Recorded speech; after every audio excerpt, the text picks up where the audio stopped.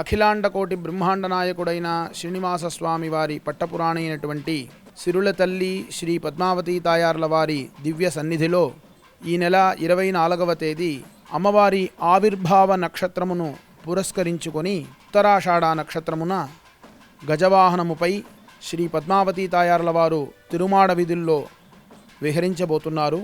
అమ్మవారు అవతరించిన తరువాత పద్మసరోవరములో 4 వేద స్వరూపములుగా 4 గజరాజములు అమ్మవారిని అమృత జలముల చేత అభిషేకము చేసినది.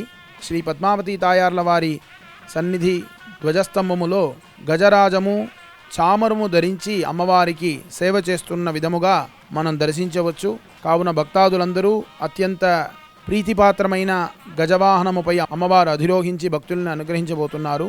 ప్రతి నెలా జరుగుతున్న ఈ ఉత్తరాషాఢ నక్షత్రములో అమ్మవారిని దర్శించి తరించగలరని ప్రార్థిస్తున్నాము. శ్రీ పద్మావత్యై నమః.